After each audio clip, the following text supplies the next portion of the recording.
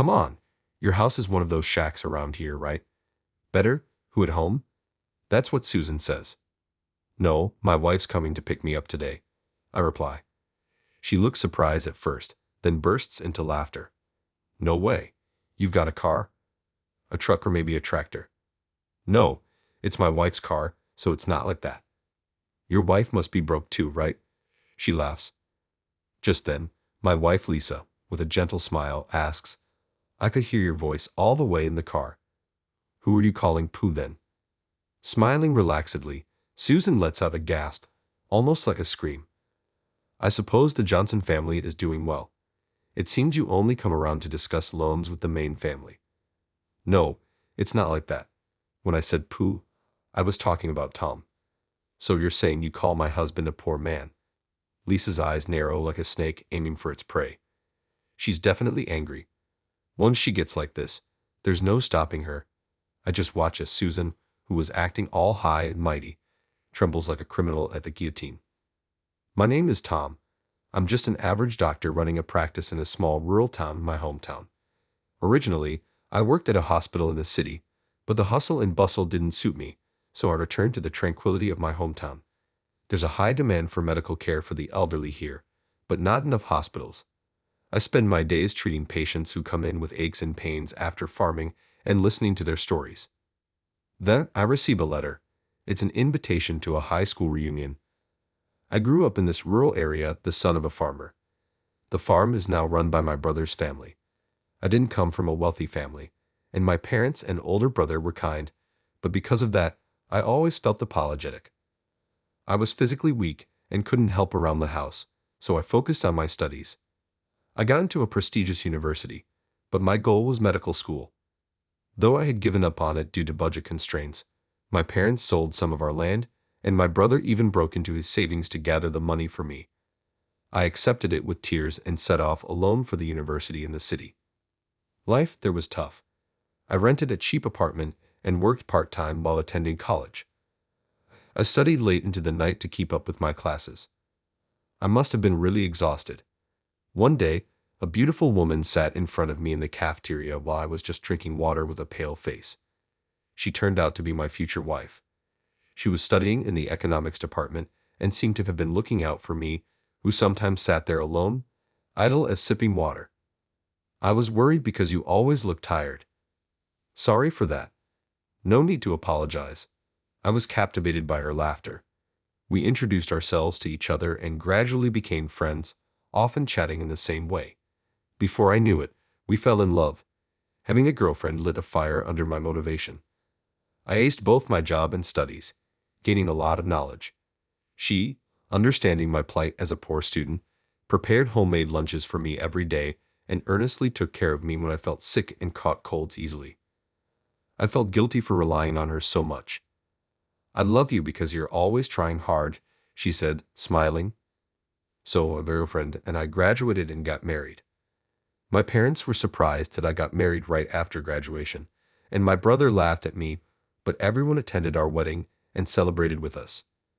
After working for about 20 years in a hospital in the city, I couldn't maintain my health in the urban environment and decided to return to my hometown for treatment.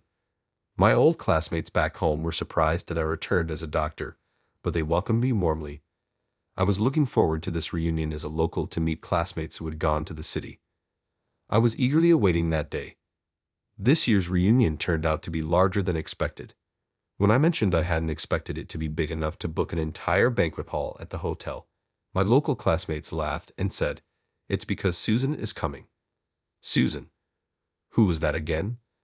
I searched my memory. You were often absent, Tom, so you might not remember her.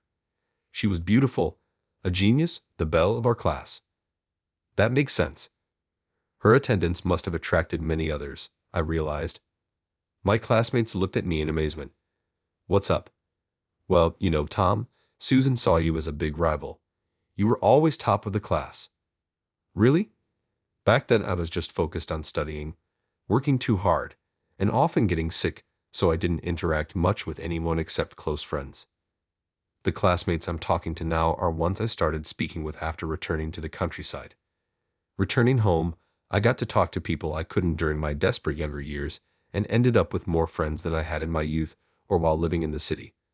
I'm satisfied with my current situation. As more people started arriving, a commotion arose at the entrance. I wondered what was happening when a glamorous beauty entered, accompanied by several men. I see, she must be Susan. She was indeed beautiful. But to me, my wife is the most beautiful. Please find a seat. Start from the back. There's no particular seating arrangement. That's how it is at a rural reunion. But then Susan glared sharply at me. After scrutinizing me, she said in a cool tone, "Are you Tom by any chance?" We weren't close enough to be on a first-name basis. To me, Susan was almost like a stranger. "Long time no see, Susan. You remember my name?" Susan said with a snort. "Yes," I said vaguely, but Susan didn't seem to care. "Then why didn't you come to greet me? If you knew I was coming, it's only proper to greet me, right?" "Sorry," overwhelmed by Susan's forcefulness. I inadvertently apologized to her, but was there any reason to apologize? However, her entourage behind her echoed her sentiments, agreeing with her. This is what I dislike. Poor people, they have no manners. While my family wasn't wealthy, I wondered what she meant. A classmate whispered to me, "Susan comes from a prestigious family." That made sense. Someone born into such a family might look down on someone from a farming background like me. It's a common story in the countryside. Indeed, landlords often have more power than tenant farmers. Susan must have had that kind of elitist mindset. "So where is my seat?" she asked sharply, and I explained that there was no specific seating arrangement. "You can choose any seat from the inside." Just as I said that, Susan stamped her foot in frustration. "There's no seat reserved for me." Unbelievable. She scanned the room, looked at the arranged tables, and signaled something to a man behind her. "Well, what are you?" "I'm having them make a seat of honor for me. Isn't that obvious?" "But there's no need to make a seat of honor. Susan is a member of the Johnson family. Don't let a poor person interfere." Feeling pressured by the men surrounding Susan, I held my tongue. "Don't worry about it. They've always been like that," I said. My friend patted me on the shoulder as if to comfort me. A special seat was set up at the head of the table. Rows of people gathered around, and as if she was the birthday girl, Susan looked on with satisfaction. "You knew I was coming, right? You should have been more considerate." She threw the words at me irritably and sat down in the seat as if it was her due. Her followers surrounded her, occupying nearby seats. People who had arrived early and taken seats were displaced as if they were being chased away. Frustrated by the arrogant behavior, I felt exasperated. Thankfully, those who moved didn't seem bothered. It's just how Susan is, they didn't seem to mind. As more guests arrived, the seats filled up quickly. After Susan gave the opening remarks, everyone started to drink, eat, and gradually began moving around, chatting and enjoying themselves. I was talking with a friend I got along with when suddenly my shoulder was firmly pulled. Turning around, I saw one of Susan's followers. "Susan is calling you. Come." Before I could respond, I was pulled by the man and found myself in front of Susan. She silently pointed to her empty glass. Confused, I didn't understand what she wanted. Seeing my confusion, Susan snapped irritably, "Hello? Can you see? Pour me a drink." Startled by her shout, I hastily grabbed a beer nearby. But Susan frowned even more and glared at me. "You're serving me such cheap beer? But this is all they have for the party. Never mind, just bring me something worthy of me." With the fierce energy of Susan, who seemed like she might throw her glass at me, I escaped to order some drinks from the waitress. Returning with her apparent favorite wine in glasses, I approached Susan again. Susan snatched a glass from me as if that was expected and held it out. I silently poured wine into her glass. "It's better than I thought you'd bring. It seems the wine I got after checking with the waitress passed her test. Poor people like you haven't seen wine like this, right?" "I don't mind sharing." Saying this, Susan tilted her glass of wine. "Here, have a taste.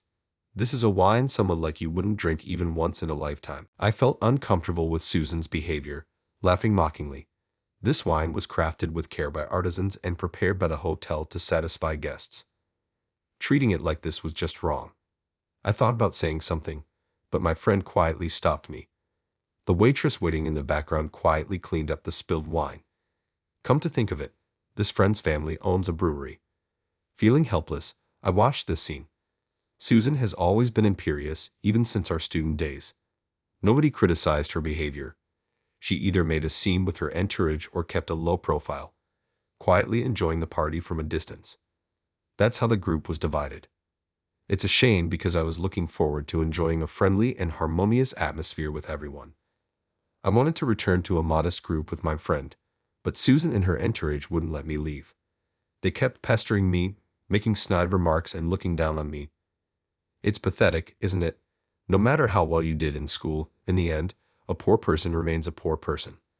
Susan laughed mockingly, and her followers joined in. I graduated from Harvard University. You know what? What you did in school doesn't matter as much as what you've achieved in the end. Susan's words made her followers fully convinced, and even those who were just listening raised their voices in admiration at the fact that she graduated from Harvard University. Ultimately, there's a difference between people like you who just became a local doctor and us. Know your place. Even when she said that, I found myself at a loss for how to respond.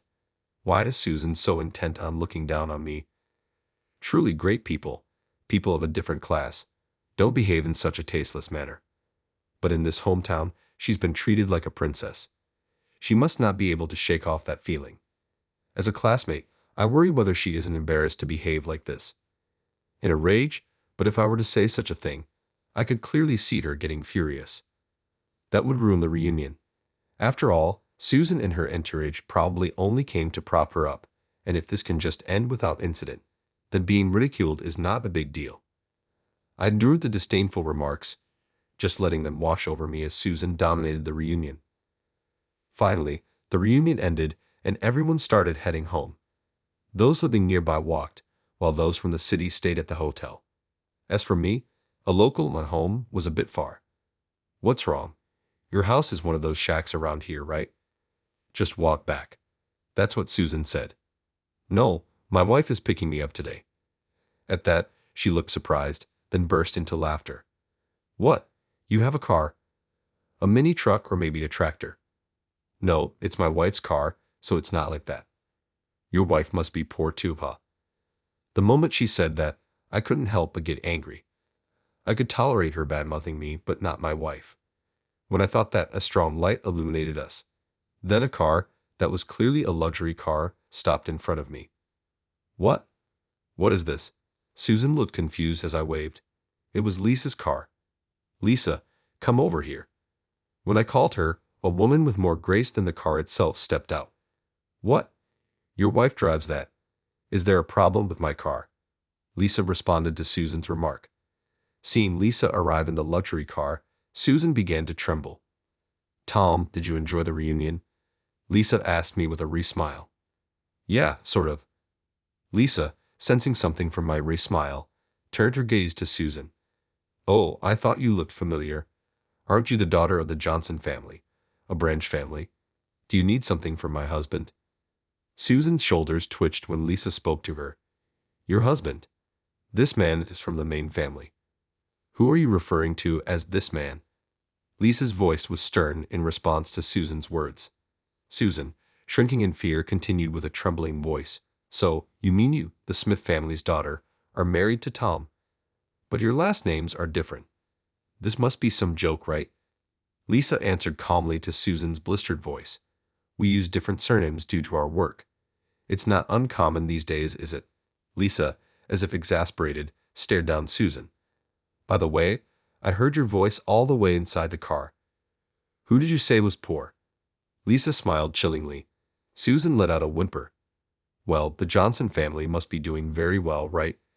I thought you often came to the main family asking for loans. It's not like that.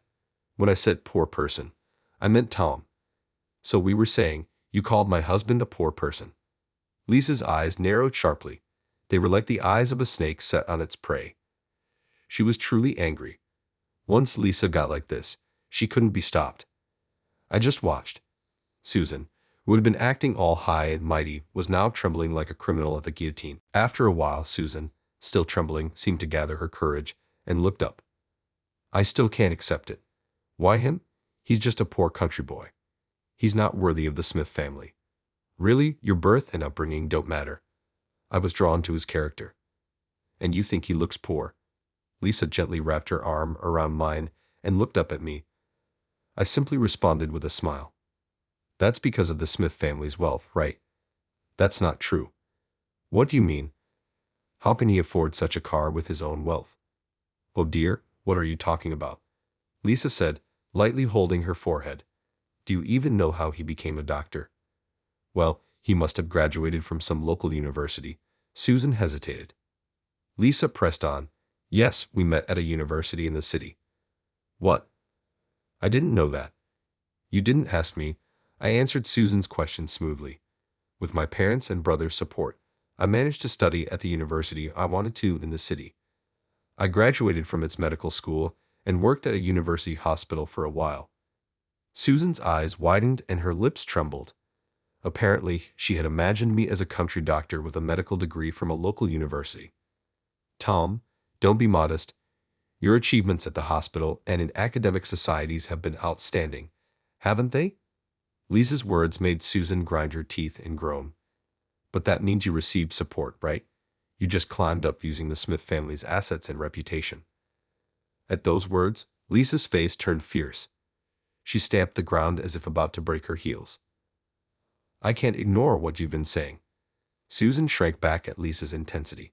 Seizing the moment, Lisa continued, I've been with Tom since university, and he never relied on my family. In fact, he's been careful not to let my name hinder him. That can't be. Certainly, you graduated from Harvard University. And then, what have you achieved since? Lisa's words made Susan groan. I've heard about the talented Miss Johnson from Harvard University. But that's all, isn't it? That's not true. After graduating, I worked at a big corporation. Just working there, right? No significant position or achievements that I've heard of. Lisa's words left Susan speechless. Tom indeed lived a modest life. However, he and his family, with their diligence and integrity, have achieved success. Tom's family did that. I never heard such a thing. Aren't you aware of his family's situation? Lisa tilted her head quizzically. His family successfully bred a new variety of vegetables and will soon launch it as a brand. What? But his family's fields are so small. Susan's voice rose in panic, and Lisa laughed merrily. Yes, to support Tom, they sold part of their land and succeeded in creating a rare variety from the remaining smaller field. That's right. My parents sold part of the field for me and tried new vegetable combinations with what was left. It was my brother's idea. Initially, there were many failures, and life was tough. But now, they are the only farmers producing a prestigious brand of vegetables. Tom could have become a hospital director with his credentials, if not for his health issues. Why is he a small-town practitioner then? I asked him to, concerned about his health. And though you call it a small practice, Tom still publishes papers in various academic societies. I didn't know that. Somehow, whenever Lisa spoke about our family, she had a triumphant look on her face, which finally made Susan start crying. Lisa, let's stop it there. I'm embarrassed too. No way, Tom. You never boast about yourself, so I'll take this chance to brag a lot for you. With a sulky attitude, I never managed to win against Lisa anyway. Susan, can't we stop this kind of thing? At my words, Susan turned her tearful eyes towards me. What do you mean? In a spiritless voice, she answered, and I slowly added to my words. Susan, you never lost, did you? That's why you were upset about always losing to me in studies during our school days. That's right. So what? I think it's amazing that you used that frustration as a springboard to pass Harvard University. Surprised by my words, Susan looked at me. But you were satisfied with just that, weren't you? What are you trying to say? After graduation, I wasn't satisfied. I wanted to learn more, to work to help people, and above all, I wanted to give back to my family. Susan silently listened to my story. I smiled gently at her. Because I'm greedy, I wanted to become a doctor, help people, repay my family, and marry Lisa. So I've always been running with an eye on the future. Are you saying I've stopped? Isn't that the case? You graduated from Harvard University, got a job at a big company, and were satisfied. Susan's face twisted in frustration, as if I hit the mark. I have overcome a lot, but I wasn't physically strong, got tired of working hard, and returned to my hometown. Surrounded by fields in a small town, I decided to support the people of this land for the rest of my life. What did you want to do when you enrolled in university, Susan? What do you want to do in your current company? I want you to take your time to think about that. As I said this, Lisa gently pulled my arm, leaving Susan, who continued to cry, crouched down. We got in the car and headed home of my peaceful and serene rural town. I watched the lively people working in the fields from my office window. Hey Lisa, are you really okay with this? Coming to such a rural town with me? I chose this. Plus, I can do most of my work remotely. She graduated from the economics department, started a business, and is now the president of a big company. Yet she reformed most of her work to be remote and followed me to this rural town. We both travel to the city for important conferences or meetings, but generally, we face each other in our office, each doing our work. A refreshing breeze enters through the window, fluttering the curtains. A peaceful and serene slow life,